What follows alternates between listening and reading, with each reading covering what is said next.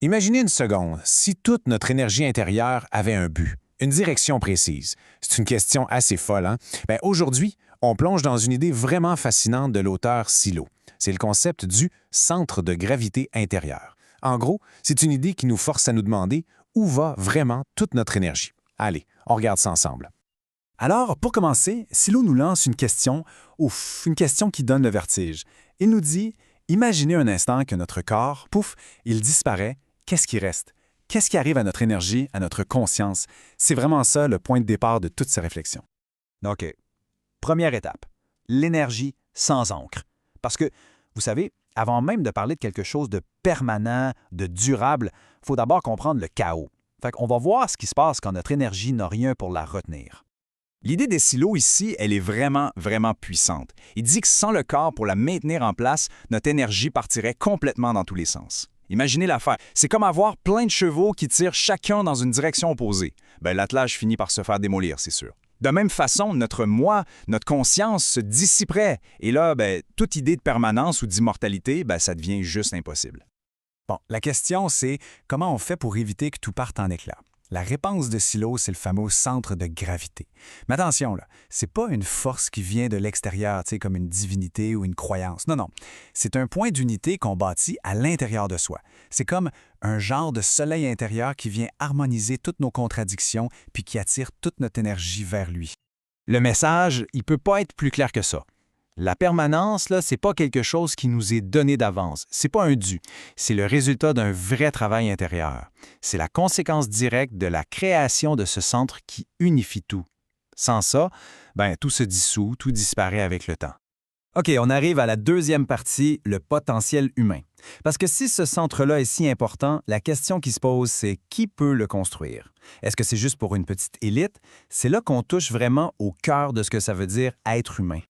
Bon, première chose à comprendre, c'est que l'énergie, il y en a partout, vraiment partout. Des minéraux jusqu'aux plantes, en passant par les animaux, tout ce qui existe a un champ d'énergie qui l'anime. La grosse question, c'est qu'est-ce qui nous rend si différents, nous, les êtres humains? Et c'est là que ça devient super intéressant. La différence, elle est fondamentale. Pour les autres êtres vivants, les animaux, les plantes, leur énergie, elle est surtout tournée vers l'extérieur. Ils réagissent à leur environnement, c'est tout. Mais l'être humain, lui, il a cette capacité complètement unique d'inverser la vapeur. On peut arrêter de juste réagir et commencer à générer consciemment un centre créatif en dedans de nous. Et ça, c'est une nuance qui est super importante. On ne naît pas avec ce centre-là. Notre corps, oui, il nous sert de point d'ancrage, mais c'est temporaire. C'est un centre provisoire. Le vrai centre de gravité, celui qui est permanent, lui, il faut le construire. C'est une possibilité qu'on a, c'est pas quelque chose qui est gravé dans le roc. Prochaine section, amour contre intellect. Parce que concrètement, comment on fait pour le construire, ce fameux centre?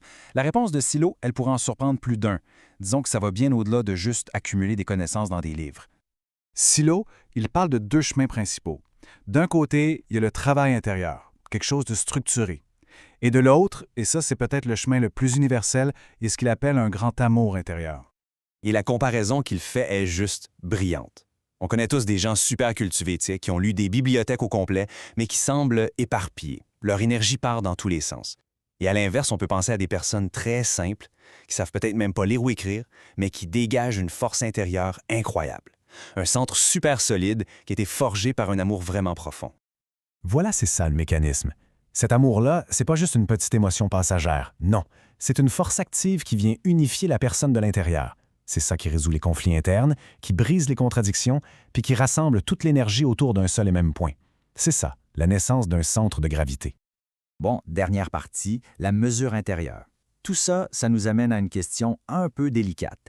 Si ce centre est purement intérieur, comment on fait pour le reconnaître, que ce soit chez soi ou chez les autres? La conclusion logique, c'est qu'on peut juste pas se fier aux apparences. Les beaux mots, les grands discours, l'air intelligent, tout ça, ça ne dit absolument rien du véritable état intérieur d'une personne.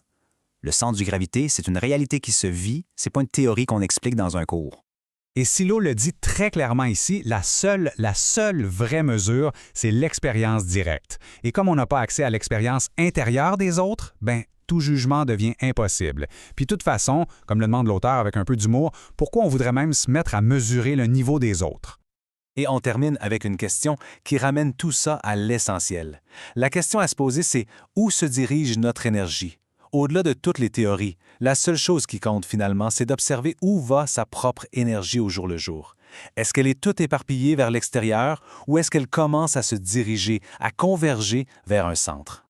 Toute cette réflexion, elle était basée sur des extraits de l'œuvre La formation de l'esprit de Silo, publiée en 1974.